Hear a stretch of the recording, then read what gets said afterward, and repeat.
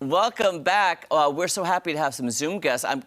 We're going to wait until they join us. I'm seeing them now because it's exciting too because you work for hospitals and you know a lot about the healthcare industry. So I think this is going to be right up your alley as well. We're so happy to welcome Angela Mund and Tracy Paul Young with the American Association of Nurse Anesthesiology this morning. It's great to see you. Can you hear us? Done. Thank you so much. You're talking with Jeremy and Jeremy. Two Jeremys today for you.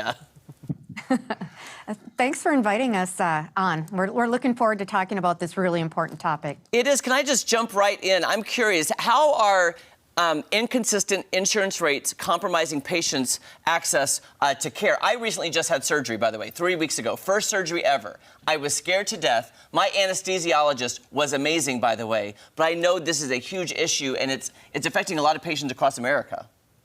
Jeremy, thank you for that. And I'm going to give you a little background. And I would bet that you also had a CRNA who was taking care of you when you had surgery done. Very common. We work in every single kind of setting that you can think of in the United States. We're in large metropolitan hospitals or in surgery centers, primary provider of anesthesia in rural America, and the primary provider of anesthesia in our U.S. military. That's fantastic. That's fascinating as well. And I'm glad for that information, the backup information. Jeremy, do you have a question? Yeah, so since the laws to end provider discrimination aren't being enforced, how does that impact CRNAs, medical professionals, facilities, and hospitals? So, Jeremy, as Angie mentioned, CRNAs are the primary or sole anesthesia provider in many rural communities throughout the United States of America. And what we're seeing right now is rural hospitals are struggling financially. They're having inflationary pressures, just like I'm sure all your viewers are feeling at home, where the cost of everything is increasing. And what we've seen is a major national insurance company just reduced CRNA reimbursement rates by 15%. Those go into effect this week, actually. Those reimbursement cuts are going to really impact these hospitals and make them struggle to survive and to keep their doors open, quite frankly. And we were talking about regulations and promulgating rules. The Affordable Care Act actually had laws in place to prevent these things from happening. What we need now is for the Departments of Labor, Treasury, and HHS to help promulgate these rules, to put some teeth in this regulation so that these harmful cuts can stop happening.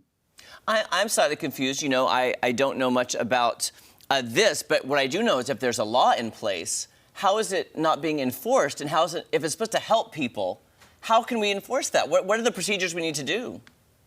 That's a great question, and I think that there's a lot of viewers that don't really know how that works. Is clearly our legislators want this to happen. But what happens is once the law is passed, the agencies, the departments, are the ones who put the teeth to the law. They were supposed to be doing that starting in 2020, so they're already behind. And what we're doing now is we're trying to partner with them so that they get some good rules established so that that legislation can move forward. I gotcha. Did a lot of things change? You know, we live in the post-COVID world. The pandemic happened. It had to put a wrench into everybody's plans. It must have changed the healthcare industry a lot during those 2.5, 3 years that we're just now getting out of. What have you seen the changes happening, and do you see it changing for the better now that we're past COVID? That's a really good question. And I'll say some of the things that we saw during COVID is CRNAs who primarily were practicing in operating rooms really went out and were in intensive care units taking care of the sickest of the sick with COVID. And what we did, and what nurses usually do, is that we move forward to where we're needed. Mm-hmm. And what we saw during that time is that nurses did a lot, nurse anesthetists, high quality, safe care everywhere in the hospital. And what we're seeing is that it's being recognized, and it's kind of about time. Mm-hmm. And we're expecting that legislation will continue to come forward that'll really emphasize the value that CRNAs provide to the healthcare system. I'm glad that my co-host, Jeremy Dean, is here today because he works at a local hospital here in Springfield, Missouri. So he gets to see this every single day. Yeah, for sure. And I can definitely say in regards to that we cannot thank our nursing staff and those support staff enough for all the stuff that they do in our hospitals every day. Yeah. So you give us a lot of great information today. Thank you so much. Where is somewhere that our viewers can go to learn more about this information? Your viewers can go to accesstocare.aana.com to learn more about this problem and what we're seeing in the healthcare marketplace today. Thank you. First of all, thank you for your time. As somebody who just experienced a hospital for the first time, first surgery ever, I am so thankful for my nurses, my doctors. I was telling Jeremy before the show, everybody there made my experience nothing but amazing for my first surgery being put under.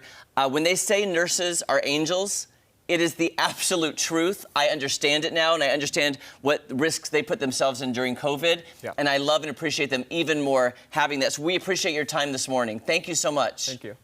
Thank you so much, Jeremy. Thanks for having us. Thank you. All right. Don't go anywhere. So much more fun on Ozarks Fox AM right after this. Are you ready to play a game? I'm ready. All right. We'll be back. That is fascinating information.